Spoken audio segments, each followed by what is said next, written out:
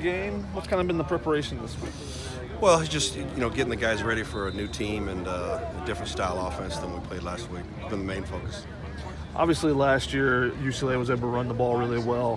What do you do to combat that? Against that team this season? It's a different group of players on both sides of the ball, and we just have to execute better, and got to give them a lot of credit on how they played last year. Where do you feel like this defense has improved the most over the course of this season?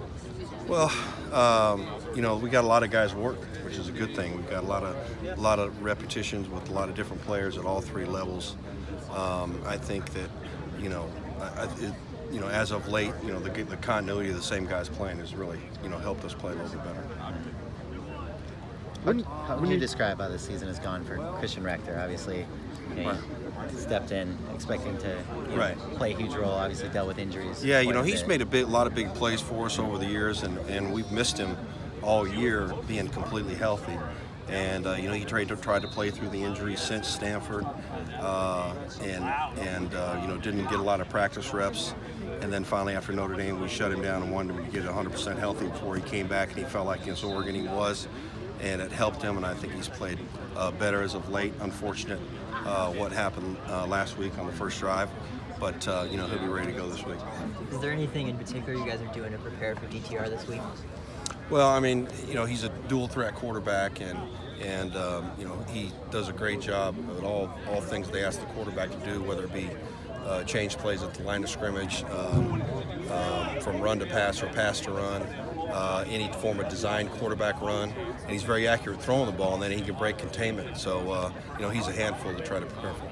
How have you seen John Houston grow into a larger role this season? Yeah, John's a guy that really proud of his progress, and the last 2 years playing the dime position.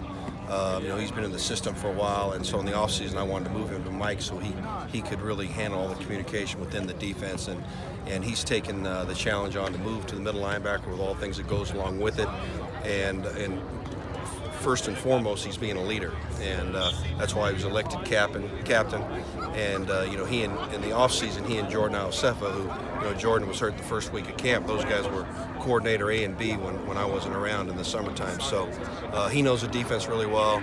I think he's playing at a very high level at that position, and he's really shown his versatility.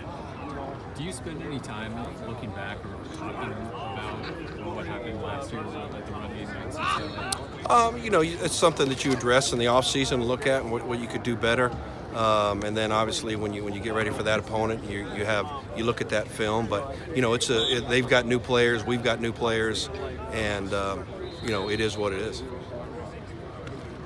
You have a package that's been really successful, that 3 linebacker package when you bring Elijah in. Do you look to try to get it in there a little bit more? Do you look to try to utilize it a little bit more? It just depends. It depends on how we feel like the matchups are, and really what kind of personnel groups the offense gives us, and it's really what it's generated from. With your nickelback rotation, Max being out, Kalana's now at 4 games. Where does it kind of go from here? Does Chase stay at that spot, behind Greg, or Well, Chase gives us a lot of flexibility. He can play any of those 3 positions inside, and so I think you'll continue to see him at all those spots when needed to be called on. Thank you, Coach. Yeah.